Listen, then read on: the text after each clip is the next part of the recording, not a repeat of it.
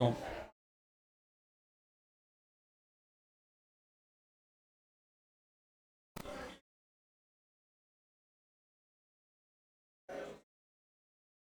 bom, pessoal, vamos lá então. É, Vamos começar aqui a nossa primeira palestra da Escola de Verão. Vou apresentar para vocês nosso convidado, que é o professor Eduardo Casari. Eu vou fazer uma rápida apresentação. O professor Eduardo, ele fez sua graduação em Física na Universidade Federal do Rio Grande do Sul e, posteriormente, fez o mestrado em Física Teórica na Universidade de Waterloo, no Canadá, e o doutorado em Matemática Aplicada e Física Teórica pela Universidade de Cambridge, na Inglaterra.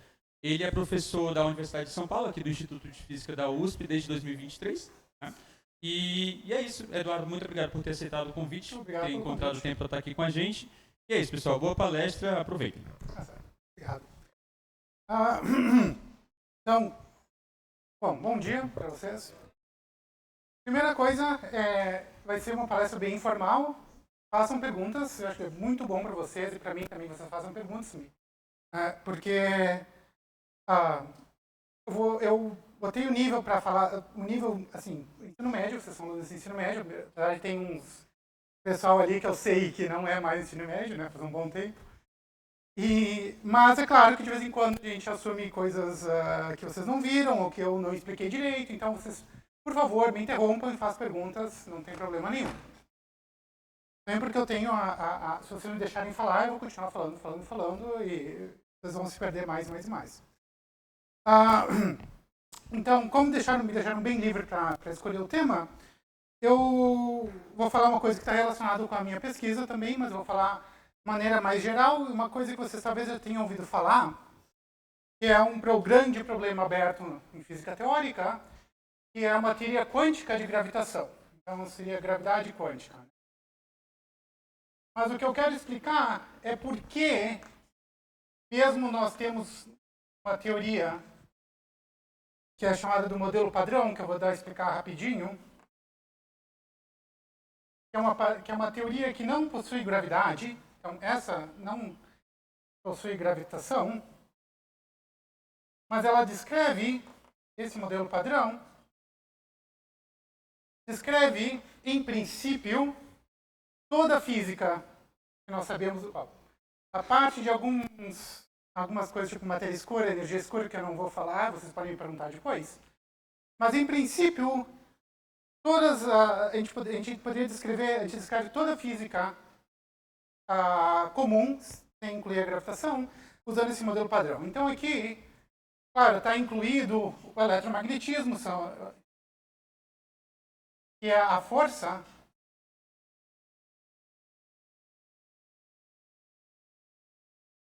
que é a força que a gente está mais acostumado. Né?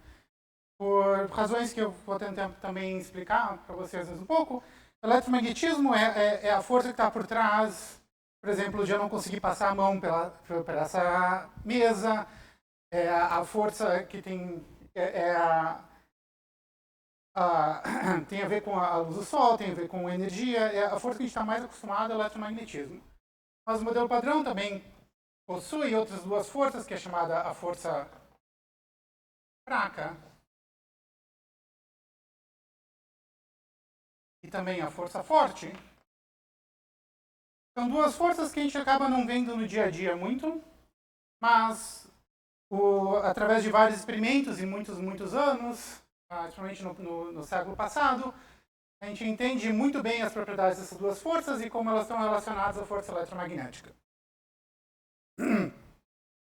E, em princípio, esse modelo padrão, que então descreve essas três forças, descreveria, em princípio, a gente poderia usar ele para descrever toda a física do dia a dia, exceto a gravitação.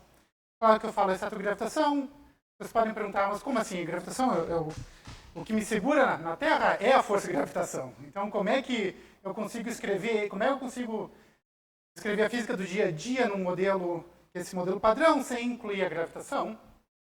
E essa é a questão, é que a força gravitacional ela é a força mais fraca, ao menos nas energias, nos processos, nos experimentos que a gente faz no dia a dia, ela é a força mais fraca entre todas essas forças. Então, como ela é a força mais fraca, e como assim ela é mais fraca? Bom, a gente não sente ela ser mais fraca, mas isso tem mais a ver pela força, se a gente fazer o cômputo entre a força gravitacional entre duas partículas, ela é proporcional às massas dessas duas partículas com uma certa constante, que é chamada constante gravitacional, que é a constante de acoplamento.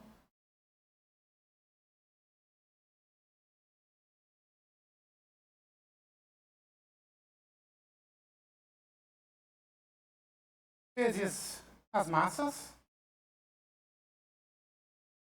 sobre a distância entre essas duas partículas.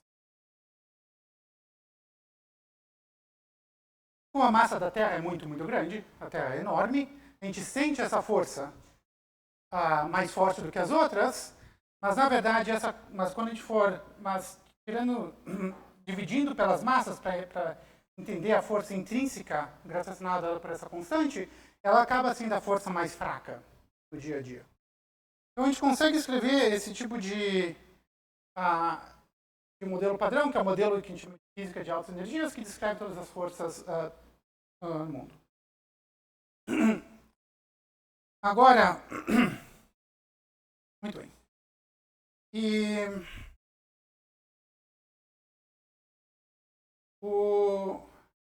E esse modelo padrão,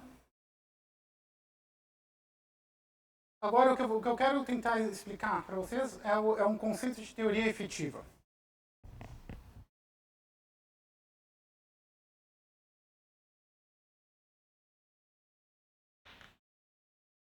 E em que sentido esse tipo de teoria, essas teorias, esse modelo padrão que eu falei, é uma teoria que descreve todo o universo. E quando eu falo isso, o correto é ter a gente fica falando em partículas, a gente fala em interações, a gente tem todo um framework conceitual, que nesse caso do modelo padrão, se baseia na teoria quântica,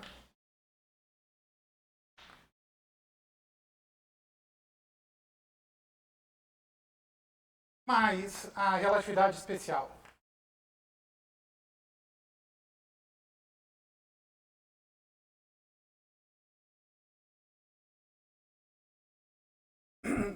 A teoria quântica,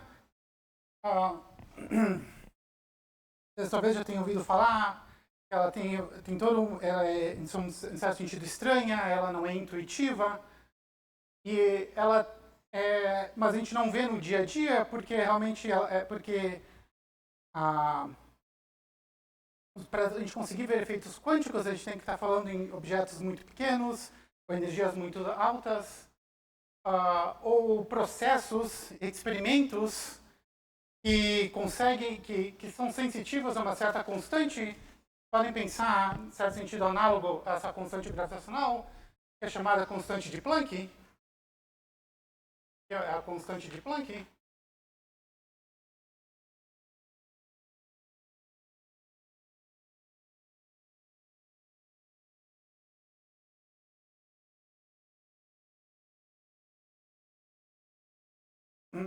E ela também é uma constante pequenininha. Ela tem e ela é o que caracteriza o que a gente chama de regime quântico. Num certo sentido, análogos como essa constante gravitacional caracteriza as interações gravitacionais. E a relatividade geral, relatividade especial, ela é caracterizada por uma constante que talvez é um pouco mais simples de entender, que é a velocidade da luz.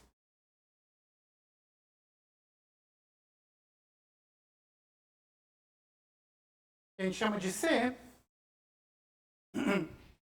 E essas teorias, o modelo padrão, ela é uma teoria que é uma junção desses dois frameworks que a gente fala.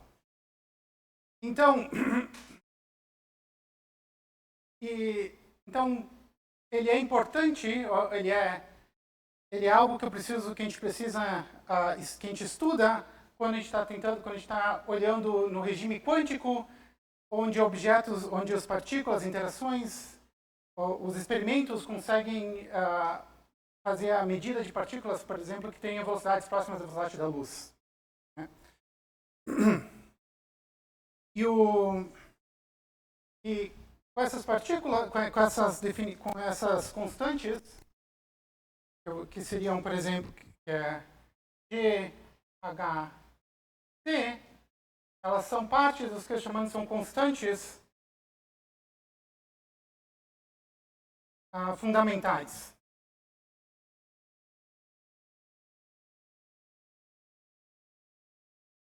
Porque elas são algo que são intrínsecas da nossa física, a gente não tem como mudar. O que a gente tem como mudar é como a gente mede elas. Mas uma coisa que a gente não tem que mudar, uma coisa, por exemplo, se eu tomar a velocidade da luz, vocês sabem que velocidade ela é um apagador? Aqui.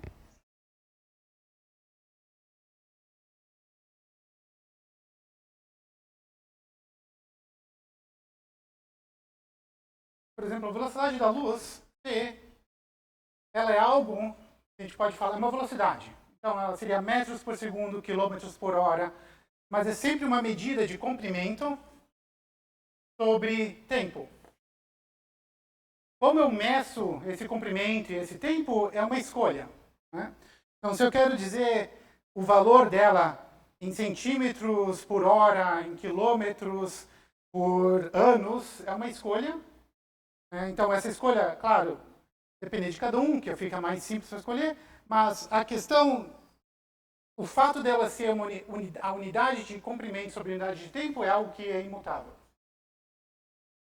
Então, dado isso, por isso que a gente fala, por isso que a relatividade, a gente fala que a relatividade especial de Einstein, que a velocidade da luz é uma constante em todos os referenciais, simplesmente diz, pode tomar como ponto fundamental, é que a existência dessa constante fundamental com a unidade de comprimento sobre tempo, como ela tem unidade de comprimento sobre tempo, quer dizer que eu posso medir qualquer tempo. Se eu multiplicar pela velocidade da luz, isso aqui vai ter unidades de comprimento. Então eu posso fazer um dicionário se eu estou fazendo a medida, por exemplo, de uma distância x, outra distância y, eu tenho t, eu posso medir o tempo usando unidades de comprimento. Simplesmente vai usando a constante fundamental, que é a velocidade da luz, como essa tradução para converter unidades de tempo para unidades de distância. Então, essa é simplificando, é a grande unificação da relatividade especial, é que tempo e distância não são fundamentalmente diferentes por causa da existência dessa constante. Claro, os físicos teóricos que trabalham nessa área, geralmente nós não gostamos de ficar carregando, a gente define unidades em que essas constantes são 1, né? Mas o importante não é o valor exato dessa constante, o importante é as unidades que ela carrega.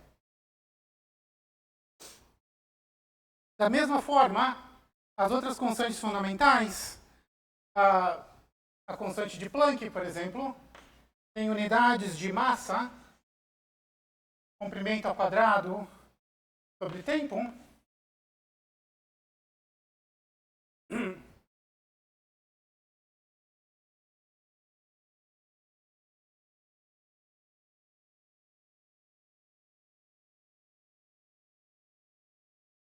E a outra constante, que é a constante gravitacional, tem unidades de comprimento ao cubo sobre massa vezes tempo ao quadrado. Então, dadas essas constantes fundamentais, que são, como eu disse, elas são algo intrínseco, elas são algo que elas existem, mas pode pensar que elas também existem porque nós estamos acostumados a medir distância, por exemplo, de uma maneira diferente de medir tempo. Fundamentalmente, nós deveríamos medir elas da mesma forma. Então, em que as unidades de tempo são as mesmas que as unidades de distância. Mas como a gente está muito acostumado nessa intuição com velocidades muito pequenas comparadas com a velocidade da luz, a gente acaba não medindo tempo porque um tempo medido com relação à velocidade da luz seriam tempos muito, muito curtos. Então a gente acaba não medindo, não tendo a intuição de medir com essa unidade. Mas basicamente ela seria a unidade mais natural, que é também chamada de unidades naturais. Vou medir. Então, outra coisa que a gente pode entender, claro, tem a constante de Planck e a constante gravitacional. Deixa eu falar da constante de Planck, que também é uma constante que eu posso usar, por exemplo, para então traduzir entre unidades diferentes. Por exemplo, energia. Energia tem unidades de massa, comprimento ao quadrado, sobre um tempo. Então, se eu pegar, deixa eu chamar essa energia então de E. Então, se eu escolher medir a energia, todas as energias, e dividir elas por essa constante que aparece na mecânica quântica, então a gente vê que essa combinação tem unidades de 1 sobre tempo.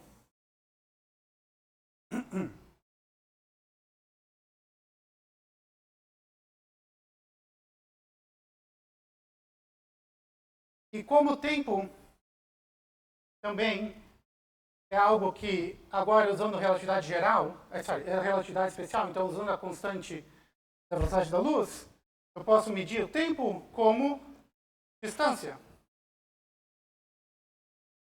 Então, o que eu tenho usando essas constantes, o que eu tenho é que energia também eu posso medir ela no regime, quando eu estou falando no regime quântico relativístico, eu posso medir energia com unidades de comprimento, inversas de comprimento, ou inversas de tempo. Então, isso me diz que então altas energias energias muito maiores que zero, correspondem a comprimentos muito, muito, muito pequenos. Então, físicos de altas energias, geralmente eles vão, ou quando vocês vão ler artigos sobre física de altas energias, geralmente se falam, porque altas energias é a mesma coisa, estudar altas energias é a mesma coisa que estudar experimentos que ocorrem a distâncias muito, muito, muito pequenas, exatamente porque a teoria nessas altas energias, a teoria do modelo padrão, que é a teoria que nós temos que descreve essas físicas de altas energias, é uma teoria quântica e relativística. Então, como a teoria quântica e relativística é uma teoria, então, que intrinsecamente possui essas duas constantes, que a gente pode usar para medir a energia em unidades de comprimento inversa ou comprimento como inverso de energia. Tem outra coisa que... antes de entrar nisso, então quando a gente fala em física de altas energias, física básica, a gente também pode falar física que ocorre em comprimentos muito, muito, muito pequenos. E é exatamente os comprimentos, as energias que a gente precisa para entender essa física, são essas energias que são tão altas que por exemplo, experimento o TOP, a gente tem que chegar a maiores energias para a física de partículas, é o experimento no CERN, que precisa daquele túnel de 27 quilômetros para poder acelerar as partículas tal energias tão grandes que a gente consegue ver, estudar essa teoria. É o modelo padrão.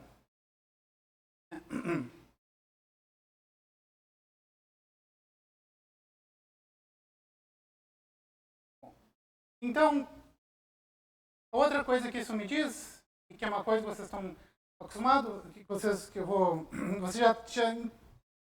já tem uma certa intuição, mas eu acho que talvez nunca viram talvez falado explicitamente, é que quando a gente fala de física, quando a gente fala desses experimentos, nós escrevemos, por exemplo, no CERN, no LHC, os teóricos escrevem teorias para tentar descrever esses experimentos. Mas o mais correto é que, geralmente, de falar é que existem experimentos que a gente faz uma certa energia, uma certa escala de energia, e o que a gente faz é escrever teorias para descrever a física a essa escala de energias. Né? Por exemplo, no CERN, essa escala de energia é muito, muito grande. E eu tenho esse modelo padrão, tem força fraca, força forte, tem quarks, gluons, tudo voando. Mas se a gente está falando em energias baixas, né, se a gente está falando em energias, então, baixando energias, para energias no dia a dia, uma outra energia, a teoria que é mais, a força que é mais relevante é a força eletromagnética. E exatamente. Então, a gente não precisa dessas outras, não precisa de todo esse maquinário do modelo padrão para descrever teoria eletromagnética. Tem campos elétricos, campos magnéticos, tem as cargas se movem, a gente sabe, de acordo com certas leis, nesses campos elétricos e magnéticos. Então, mas o que a gente tem que pensar é que as teorias que a gente escreve para descrever a física são teorias efetivas. Em que sentido? Porque elas são teorias válidas, são teorias efetivas,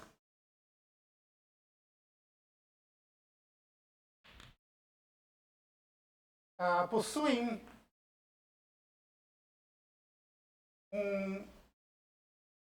um range, tem uma certa, vamos dizer, energia 1 até energia 2, e entre essas duas energias é onde essa teoria é válida. Então, por exemplo, só para exemplificar, quando a gente escreve, todo mundo aqui é bem familiar com fluidos, água. Né? A água, no dia a dia, a gente descreve ela como um fluido. Né? Ela está aqui, então a gente descreve como um fluido. A gente pode dizer, a cada ponto desse fluido tem uma certa temperatura, ou se a água está... Estou tentando descrever um rio, a cada ponto nesse rio tem uma certa velocidade que esse fluido tem. Mas a gente sabe que água não é não é fundamentalmente descrita por uma coisa contínua como um fluido. Se a gente está interessado em distâncias muito, muito pequenas, dá um zoom a distâncias pequenas, a água ela é constituída de várias moléculas.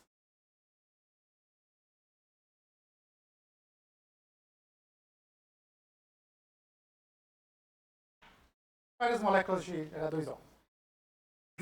E elas têm uma certa distância, vamos dizer, pequena distância, onde essas moléculas, devido a certas forças químicas, elas não chegam mais perto do que isso, ela tem uma certa distância característica, existe uma certa energia característica, usando esse dicionário, usando as condições fundamentais.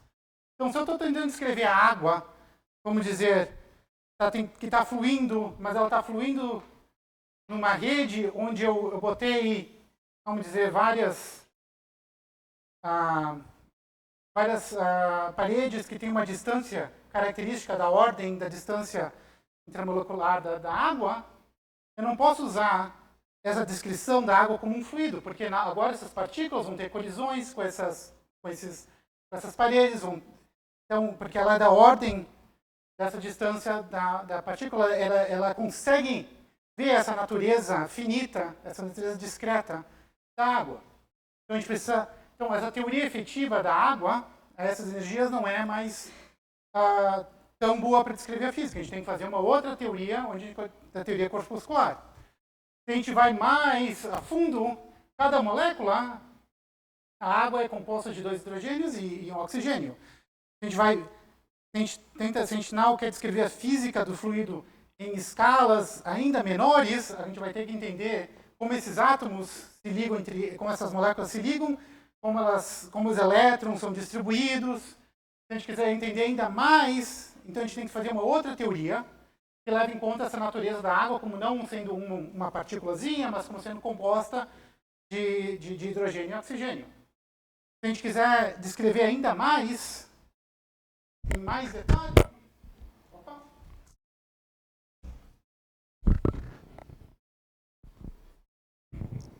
a gente sabe que o oxigênio e os hidrogênios são compostos, é uma figurinha que não é bem correta, mas claro, são compostos de vários prótons e nêutrons.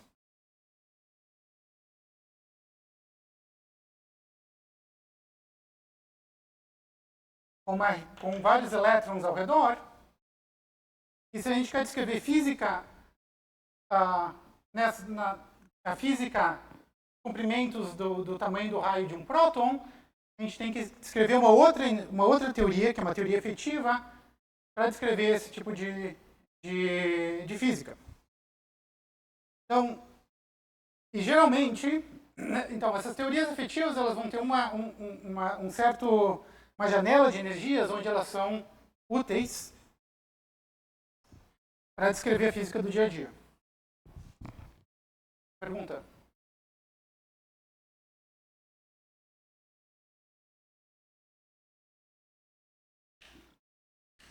Então, todas as teorias que a gente escreve, tudo que a gente escreve até o momento, sempre a gente toma como uma teoria efetiva, no sentido que ela é uma teoria que ela é válida uma certa janela de energias.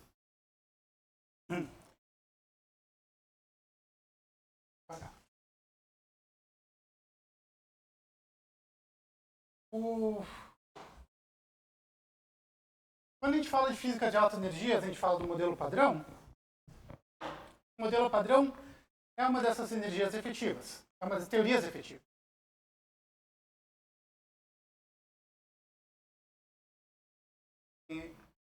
A força eletromagnética,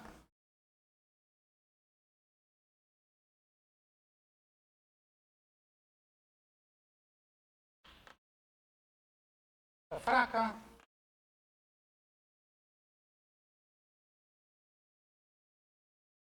a força forte.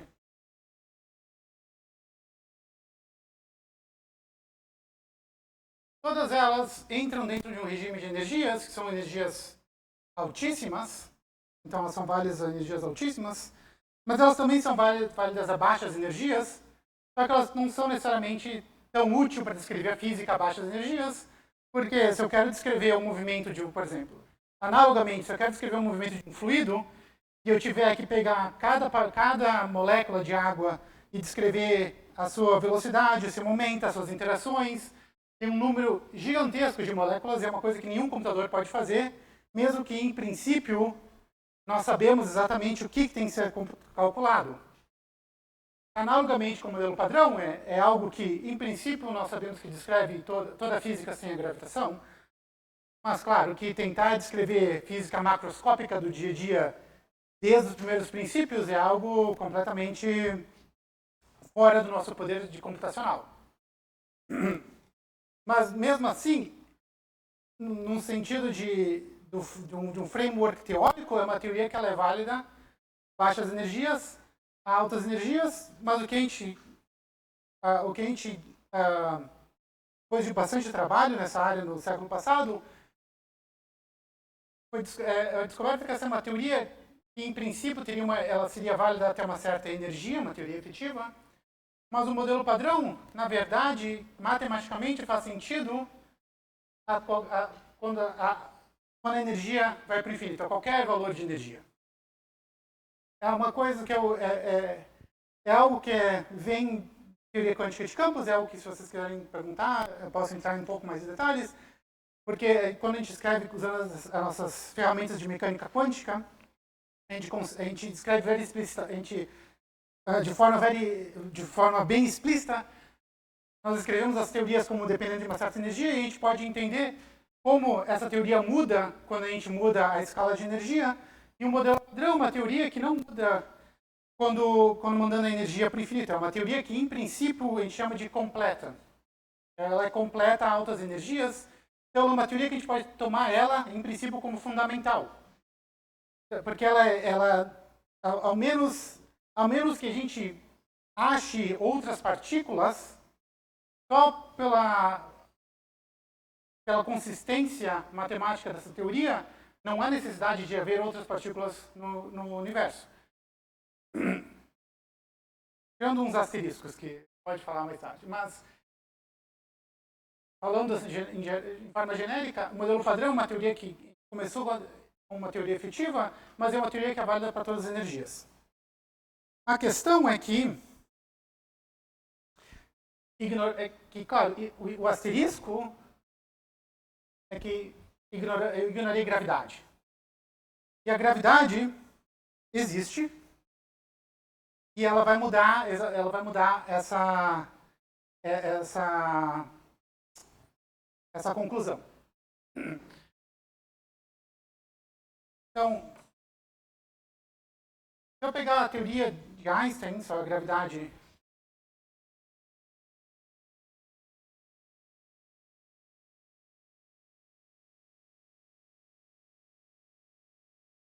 vocês já devem ter visto a gravidade de Einstein, é uma teoria que ela tem uma descrição geométrica. A gente fala que a gravidade de Einstein é uma teoria que ela afeta a geometria do espaço-tempo. Então a gente pensa que é uma força geometrizada, uma força em que a matéria curva o espaço-tempo. A gente tem uma forma bem explícita de descrever essa teoria num regime clássico, num regime do dia a dia. Mas ocorre que se eu pegar a gravidade de Einstein e eu adicionar mecânica quântica,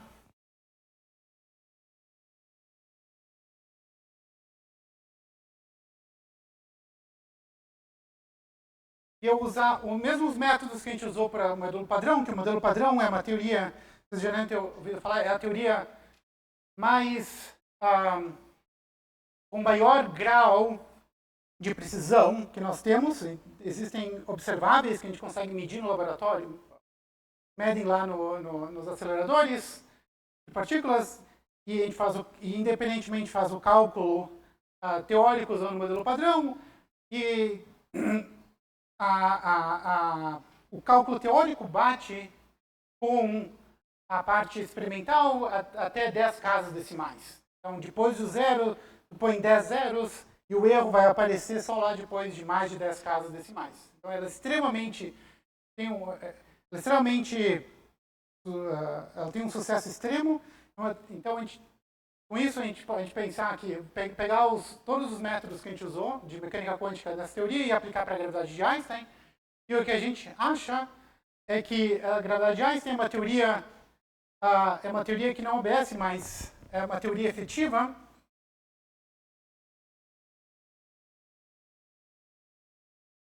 Que é válida até uma certa energia, que a gente chama de energia de Planck. Ela é dada por uma certa, ou também pelo comprimento de Planck, que é dado por uma certa combinação das constantes universais.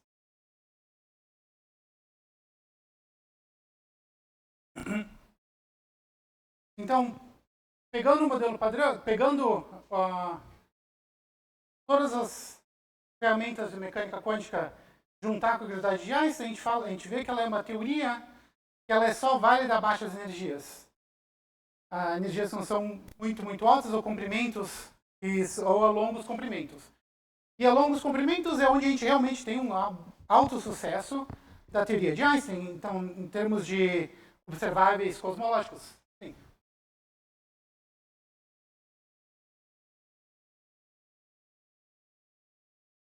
Não, mecânica quântica sim. A mecânica quântica é um framework, vamos dizer, é um framework teórico. Dentro dela, a gente usa a mecânica quântica, a gente usa uma escolha particular de partículas e interações, e essas partículas interagem de acordo com a mecânica quântica para descrever o modelo padrão. Então, por exemplo, quarks, fótons, elétrons, muons, neutrinos, todas essas partículas fundamentais, todas elas fazem parte do modelo padrão e como elas interagem de acordo com as regras da mecânica quântica. A mecânica quântica é uma coisa mais acima. Então, existe o que a gente chama de mecânica quântica, que a mecânica quântica não me diz quais são as partículas que existem, quais são as forças que existem. Ela é uma coisa mais abrangente. Ela me diz como, se eu te disser, essas são os tipos de partículas que eu tenho, o que eu posso medir num laboratório, como é que eu faço o cálculo do resultado de um experimento, é a mecânica quântica que vai me dizer. O que eu dou de input é quais os tipos de partícula, as cargas dessas partículas, como elas podem interagir ou interagir ou não, vem nessa questão. Então, a mecânica quântica é mais ela fica mais acima que a gente faz a distinção entre mecânica clássica e mecânica quântica, onde a mecânica clássica a gente tem essa intuição, se eu pegar uma partícula, ela tem uma trajetória, ela tem uma trajetória bem definida, eu posso usar a mecânica clássica para ela fazer o cômputo exato de onde ela vai estar daqui a um certo tempo, dadas as forças que agem nessa partícula. A mecânica quântica ela é mais, elas são regras diferentes, que são menos intuitivas, onde eu fico falando em partículas, mas na verdade na mecânica quântica existe uma dualidade onda e partícula que eu tenho que levar em consideração. Então, como eu vou fazer o cálculo, eu tenho que fazer um cálculo que leva em consideração essas propriedades de onda e partícula junto, que na mecânica clássica não existe. Sim.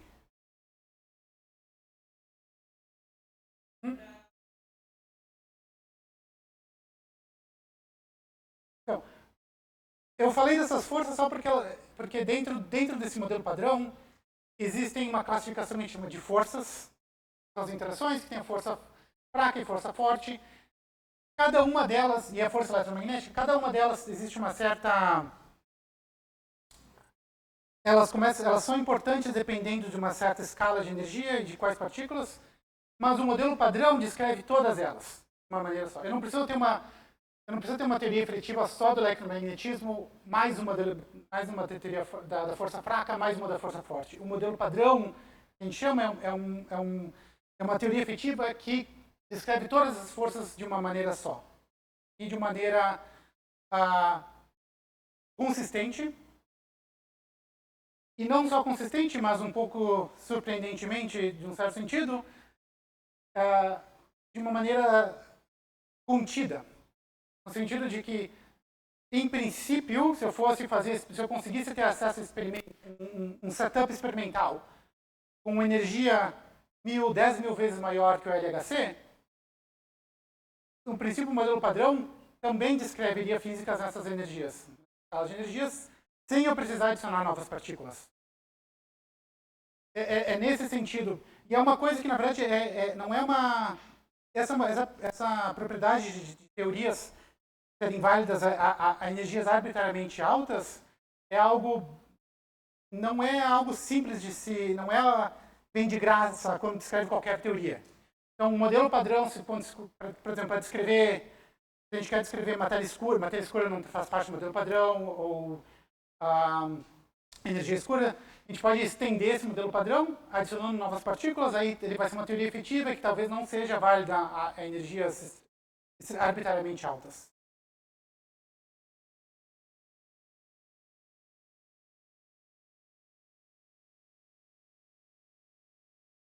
É isso que eu quero falar. Que, por exemplo, o ponto é que em princípio, o que a gente faz em física tem os experimentos, a gente escreve uma teoria para tentar descrever esses experimentos. Né? Todas as teorias são efetivas. E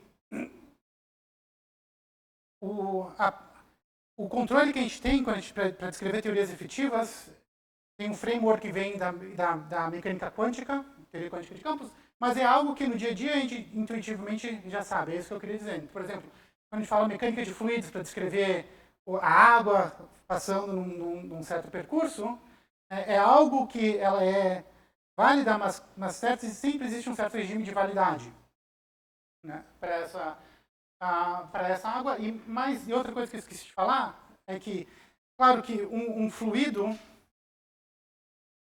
em geral, por exemplo, se eu quero descrever um fluido estático, né, está parado dentro de um copo, eu não preciso saber todas as posições, o momento de todas as partículas dentro para descrever esse fluido. Macroscopicamente, a baixas energias, a longos comprimentos, a longas distâncias, a gente tem uma certa descrição desse fluido usando outras quantidades macroscópicas, como sendo, por exemplo, uma densidade. A densidade é uma certa medida de quantas partículas tem num certo unidade de volume. Mas eu não preciso descrever exatamente o número de partículas quando eu estou falando do fluido em si. Eu digo, existe uma certa densidade que me diz mais ou menos, tem uma certa interpretação de o número de partículas, mas mesmo sem precisar falar de partículas. Eu posso falar de viscosidade desse fluido, que a viscosidade tem uma certa... A viscosidade microscopicamente mede uma certa interação dessas partículas entre elas, mas eu posso transformar todas as interações microscópicas, eu posso dizer, em média, eu posso descrever ela usando essa viscosidade. Então, usando menos parâmetros macroscópicos, eu escrevo uma teoria efetiva. Mas, claro que se eu quiser descrever esse fluido, por exemplo, como ele vai passar através de uma rede, vamos dizer, que seja muito pequena, do tamanho das moléculas, a descrição em termos dessas quantidades não vai ser uma descrição útil mais, porque agora essa rede, que é do tamanho das moléculas, vai medir cada molécula individualmente. Então, essas médias, esses parâmetros macroscópicos não são tão bons para descrever a teoria. Então, obrigado pela pergunta, esqueci de escrever esse tipo de falar sobre isso. Então, teorias efetivas, elas têm esse caráter de serem teorias que são válidas dentro de um certo regime de energias, e também existem certos coeficientes macroscópicos para descrever efetivamente essa teoria. Analogamente, isso também ocorre no modelo padrão. Fala. Pergunta? Fala. Desculpa. LP é o comprimento de Planck. Então, é o que chama comprimento de Planck.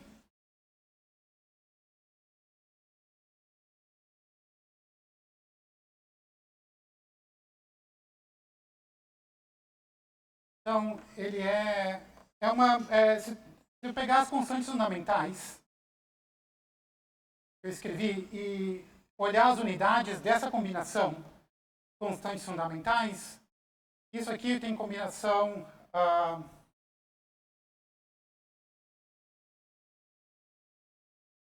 o que na verdade isso aqui é... Na verdade, mais corretamente, a energia sobre tempo.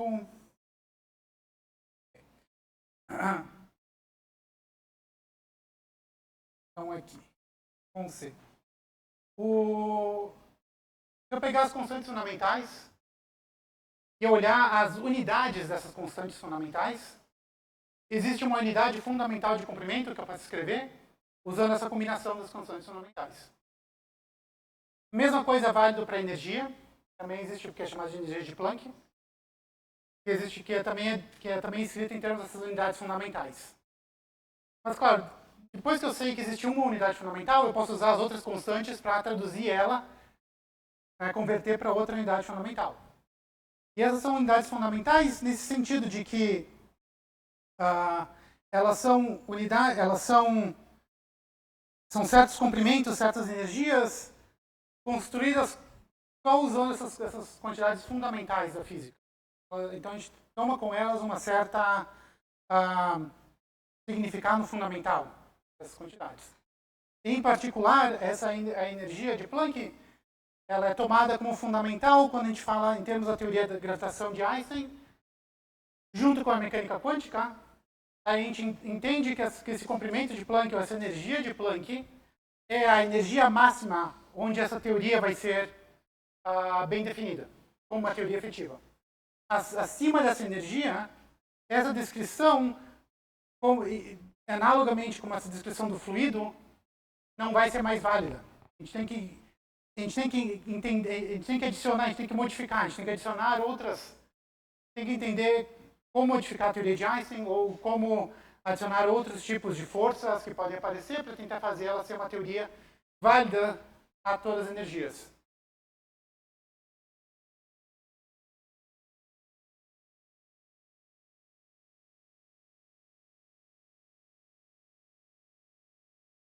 Muito bom. Como eu sou um físico de altas energias, eu sempre penso, geralmente eu penso em teorias que são em regimes que necessitam mecânica quântica e a relatividade especial. Então são regimes onde o H cortado e o C são importantes. Né? Claro que se tu tá querendo descrever uma outra teoria em outros regimes não relativísticos, onde a velocidade da luz não é importante, ou teorias onde a mecânica quântica não é importante, a gente pode escrever outras teorias relativistas, outras teorias efetivas, que aí vai depender do problema exato que tu quer descrever. Né? Por exemplo, nessa física de fluidos, antes de eu chegar, eu não preciso usar mecânica quântica para descrever o fluido antes de eu chegar e descrever, o fluido é composto de certas partículas ou certos graus de liberdade que são particulares, são não contínuos, mas discretos, né? E elas interagem com uma interação clássica, vamos dizer, que era assim que a gente fazia antes da mecânica quântica.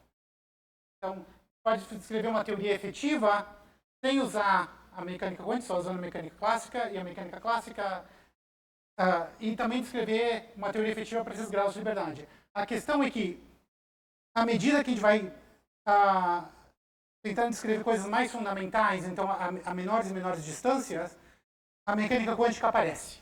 Então, efetivamente, a algum ponto, todas as teorias que a gente tem clássicas são efetivas nesse sentido.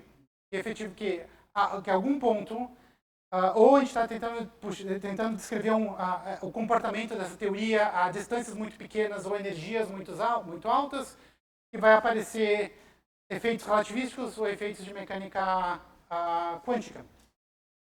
Mas é um conceito mais geral.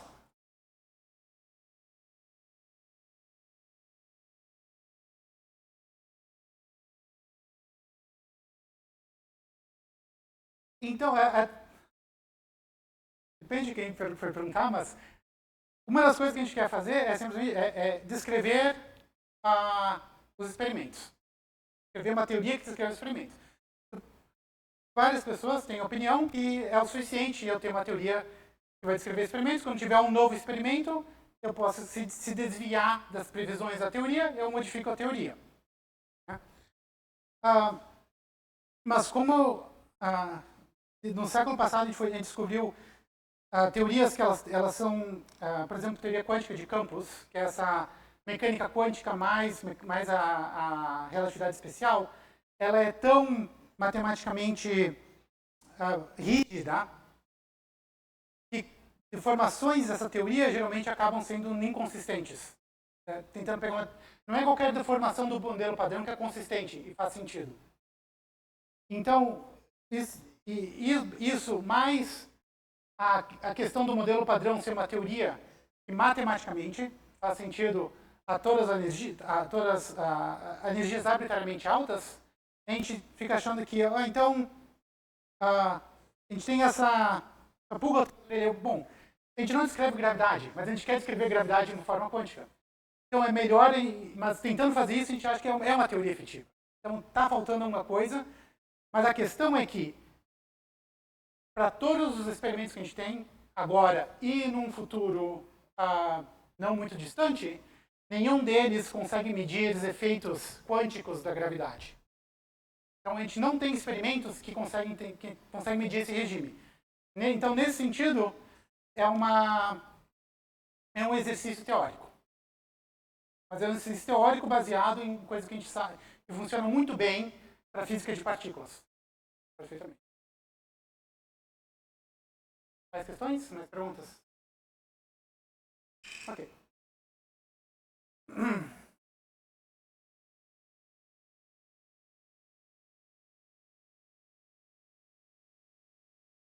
Muito bom. Então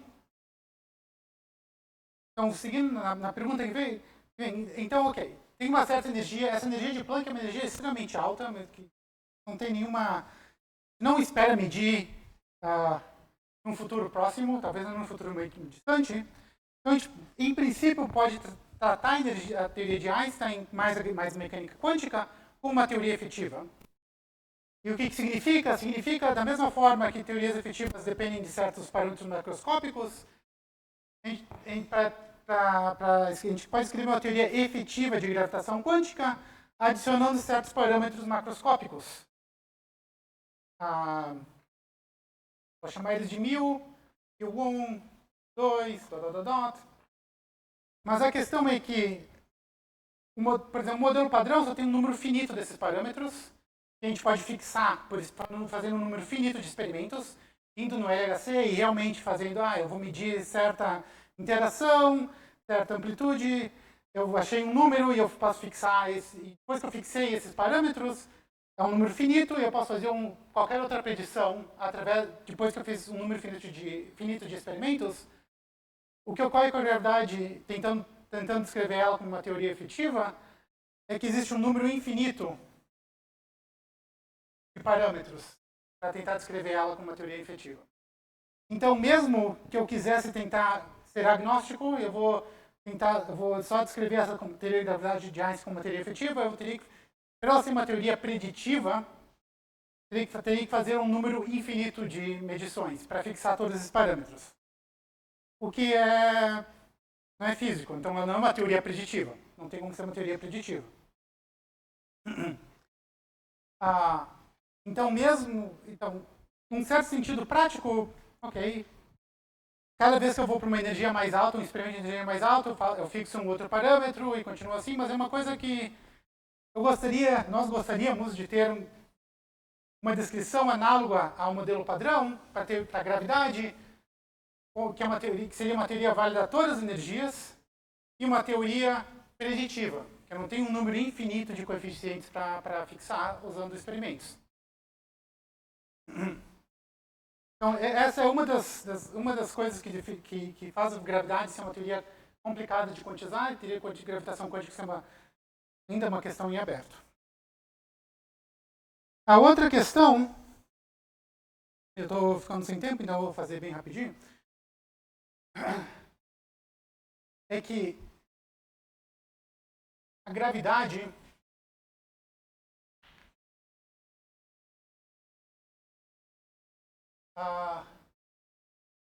sabe de tudo. Que sentido? Eu quero descrever, vamos voltar para a força elétrica. Na força elétrica, vocês aprenderam, existem cargas positivas, vamos dizer, e existem partículas com cargas negativas, cargas negativas, por diferente. E nós aprendemos que partículas com cargas negativas e positivas se atraem. Partículas com cargas negativas se repelem. Partículas com cargas positivas também se repelem.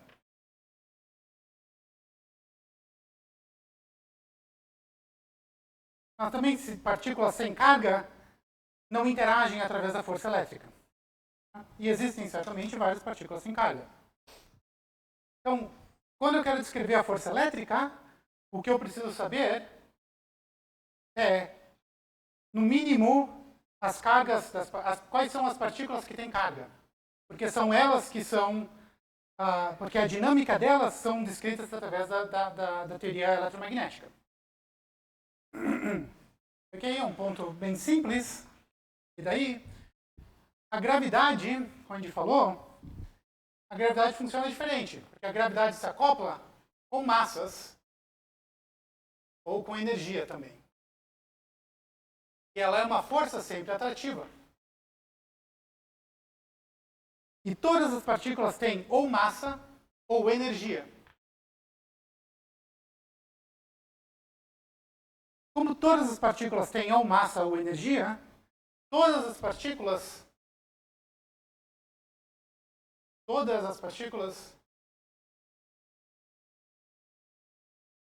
interagem gravitacionalmente.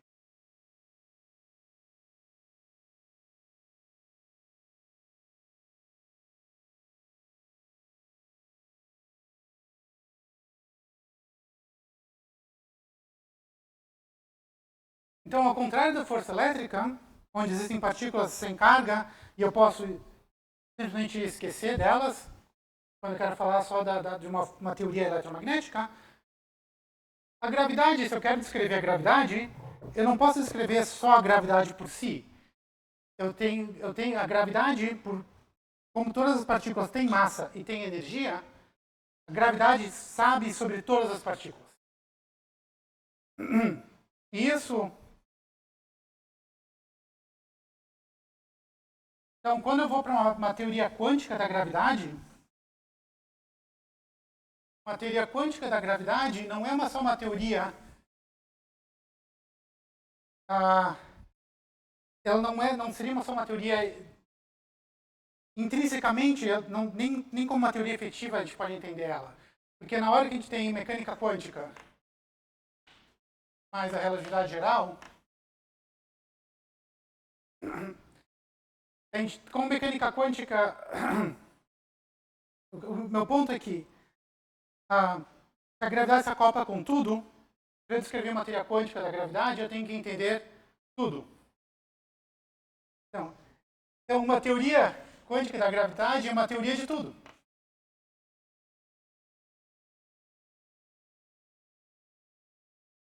Porque todas as partículas vão interagir com o campo gravitacional. E para eu entender o campo gravitacional quântico, através da mecânica quântica, eu tenho que entender, então, eu tenho que saber sobre todos os espectros de partículas, todas as partículas fundamentais, tudo. Então, nesse sentido, a mecânica quântica, uma teoria quântica da relatividade geral é o que, você talvez já ouviu falar, é intrinsecamente uma teoria de tudo. Por isso também é uma outra coisa que dificulta muito entender, porque não é necessário só, eu vou pegar o modelo padrão, acoplar com a gravidade, fazer uma teoria efetiva, eu vou adicionar outros graus de liberdade para tentar fazer que essa teoria da gravitação, mais o modelo padrão, mais outra modificação, seja uma teoria que é válida a todas as energias.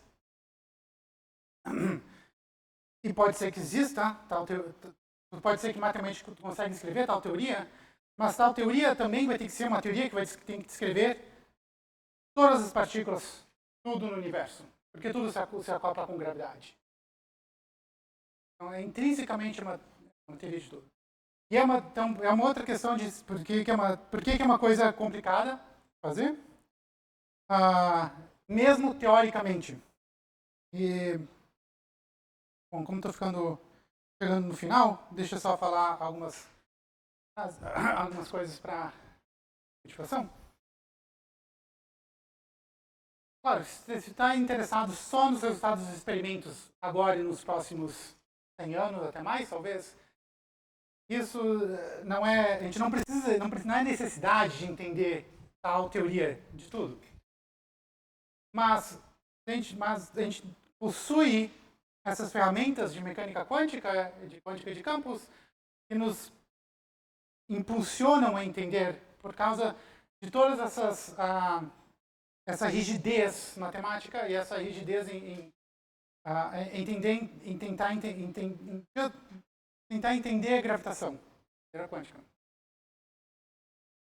Bom, outra coisa que também é importante é qualquer teoria que a gente escreva, seria a teoria de tudo, a baixas energias. Então, se eu tivesse uma teoria de gravitação quântica, vamos dizer, gravitação quântica, a baixas energias, ela tem que recuperar o modelo padrão, mais a gravitação de Einstein. Porque essa é uma teoria efetiva. Então, e o modelo padrão mais a gravidade, a gente sabe que descreve tudo no universo que a gente sabe até agora. Então, se eu descrever qualquer teoria que seja uma teoria de tudo e seja uma teoria válida a energias arbitrariamente altas, uma outra constraint é que é bom que ela me recupere o que eu já conheço, que é o modelo padrão mais a teoria da gravidade de Einstein. E já devem ter ouvido falar, existem certas teorias que fazem isso, uma delas, fazem isso um asterisco.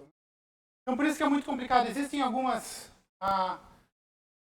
na literatura, existem algumas teorias para que tentam fazer essa descrição. Por exemplo, tem teoria de cordas, que é a mais conhecida.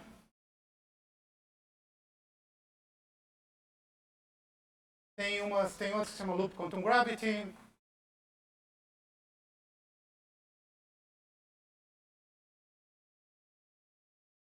Tem outras menos conhecidas, Dynamical Causal Triangulations. Então, existem algumas, não muitas.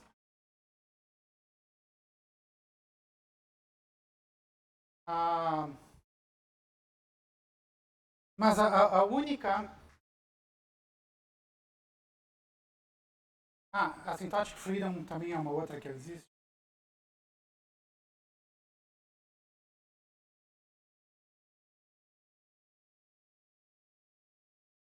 Mas dentro dessas,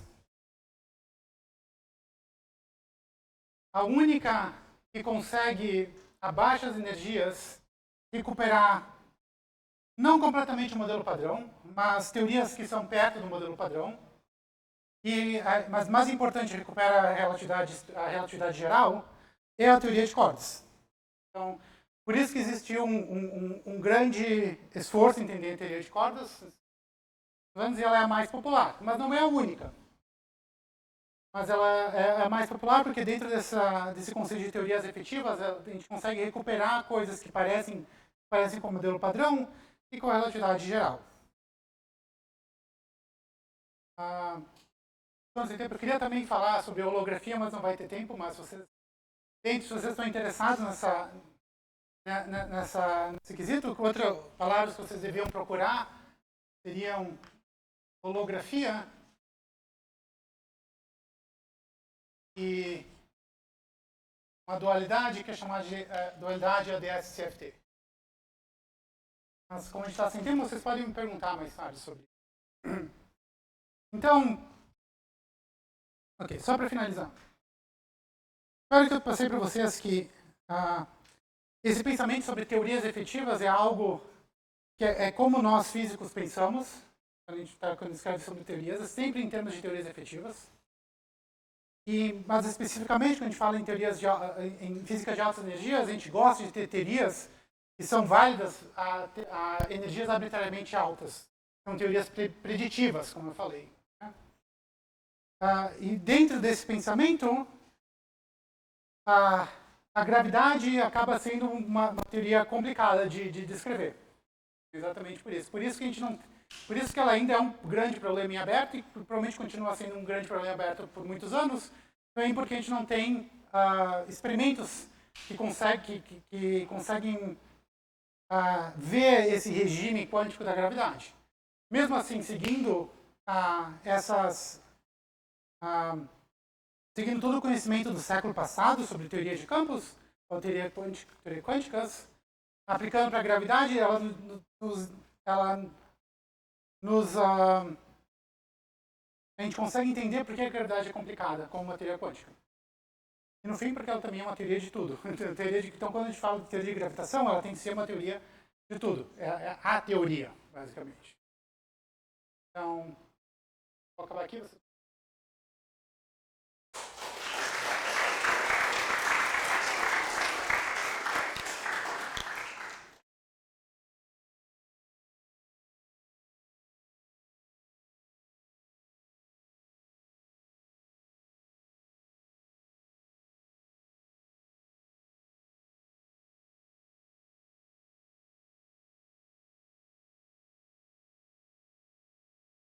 Então, ele não tem massa, mas ele tem energia. Então, ele também se acopla ao campo gravitacional e... como é que eu vou explicar? Na descrição geométrica da teoria da gravitação, eu vou fazer um desenho, que não é para ser levado a sério, mas é para descrever mais ou menos como pensar. Talvez já tenha visto, se eu tiver uma massa, a gente pode pensar em certo sentido que a massa cria um certo potencial. Pode pensar, ela curva o espaço-tempo. Né? Círculos são esses círculos de potencial aqui. Eu ponho a massa aqui. Curvando o espaço. Nesse sentido, então, quando eu tenho uma partícula com massa e uma partícula sem massa, o que elas vão ter vão ser trajetórias um pouco diferentes nesse espaço-tempo. Mas ainda assim elas vão fazer uma certa trajetória. A palavra é geodésica. A geodésica é a linha de menor distância. Mas existe uma distinção entre partículas com massa ou sem massa nos tipos de geodésicas que elas vão percorrer. Porque são geodésicas onde, por exemplo, essa aqui é uma geodésica, se é uma partícula, se esse aqui é um fóton, uma partícula sem massa, é uma geodésica que a cada ponto o fóton tem que estar andando na velocidade da luz. Enquanto aqui, a cada ponto, se é uma partícula com uma certa massa, a velocidade pode variar. Então, mas ambas sentem a força gravitacional. E esse é um cartoon, mas quando a gente vai para a mecânica quântica, o desenho é um pouco diferente. Tem esse desenho, o outro cartoon por exemplo, eu tenho um fóton, eu tenho fótons, e fótons interagem fazendo o que a gente chama de um graviton. Pela troca de um graviton. Então essa é uma... Se eu usar a mecânica quântica e descrever como uma partícula, eu posso pensar o graviton, ele emite o fóton emite um graviton que bate no outro fóton e essas interações aqui, elas são todas proporcionais à energia. Então ambas... Por isso que eu quis dizer, a gente está acostumado, mas é que gravitação, que é a massa vezes massa, mas é uma gravitação newtoniana. Quando a gente vai para a relatividade geral, é realmente um pouco mais complicado. Mais perguntas?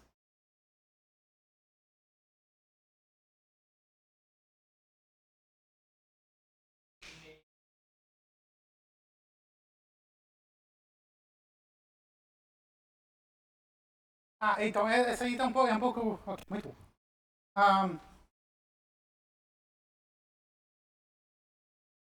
Então a efetividade está dentro do que se acopla do tipo de partículas, do que a gente quer descrever, das partículas que podem estar dentro. Pode ocorrer que existem partículas que a gente desconhece, teoria, e existem desvios dessa teoria por causa que existem partículas que a gente desconhece e também se interagem com essas forças. Mesmo sendo uma teoria efetiva dentro de uma certa range de energias, janela de energias, eu posso simplesmente não ter escrito todas as partículas que se interagem. Então, existem desvios da relatividade geral e um pouco do modelo padrão, de energia escura, matéria escura, oscilações de neutrino, outras coisas assim que mudam um pouco. São asteriscos, né? São coisas que a gente não sei. Então, muito do trabalho que é feito por físicos dos meus colegas, por exemplo, é tentar entender modificações do modelo padrão para tentar descrever matéria escura, por exemplo.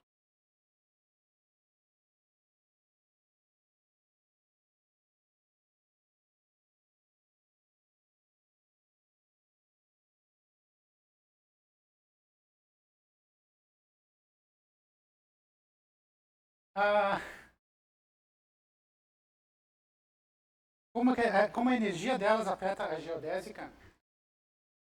Quero entender um pouco a pergunta.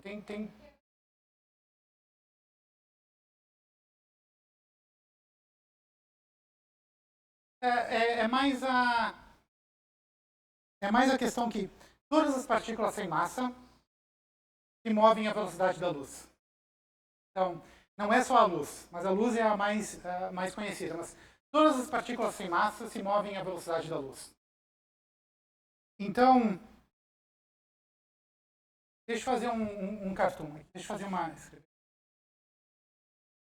eu botar x, se eu botar tempo, mas eu traduzi o tempo com a constante velocidade. Então, todas as partículas sem massa, como vão andar na velocidade da luz, elas vão andar nessa reta. Né? Porque é constante. Então, é só uma constante com... Todas as partículas com massa, elas vão ficar sempre dentro. Isso é chamado de cone de luz, porque nenhuma partícula anda mais rápido do que a velocidade da luz. Então, todas as partículas com massa têm que ficar dentro desse cone de luz. O que a gente pode pensar é que esse cone de luz, se eu pegar pegar bem perto desse ponto e dar um zoom bem grande, eu posso descrever, aqui pode pensar aqui como sendo um espaço-tempo. Eu posso descrever ele localmente dessa forma. Então, a diferença é que, na relatividade geral, quando o espaço é curvo, eu tenho que sempre localmente grudar essas... Uma maneira de fazer é pegar esse zoom e grudar uma nas outras de tal forma que localmente sempre a partícula sem massa está andando nessa velocidade, ela aparece nesse cone de luz. Então, esse é um tipo de geodésica. São geodésicas nulas. Enquanto uma partícula com massa, ela pode desviar dessa geodésica nula, mas a geodésica nula sempre vai estar nos limites do onde essa partícula pode se mexer dentro dessa... E isso é descrito pelas equações de Einstein. Mas elas são equações realmente complicadas de resolver. Então, por isso que existem tipos de geodésica diferentes. Porque essa nula, ela é bem rígida. E localmente sempre está andando na velocidade da luz. Então, localmente tem que sempre estar andando assim. Enquanto a com massa tem um leque onde ela pode andar, dependendo da configuração do campo gravitacional que ela está lá dentro. Eu me confundi um pouco porque tem uma outra pergunta, é que eu fiz esse desenho, né? Aí eu botei um campo gravitacional e eu botei partículas passando. Mas isso também é uma descrição efetiva, onde essas partículas estão distantes uma das outras, tanto que o campo gravitacional dessa partícula não afeta essa partícula. Então, para descrever realmente como essas geodésicas interagem, como partículas interagem, são equações realmente complicadas, porque existe o campo gravitacional dessa partícula que afeta essa partícula, e vai criar e essa partícula também tem um campo gravitacional que vai afetar essa partícula não linearmente, e é complicado. Mais perguntas?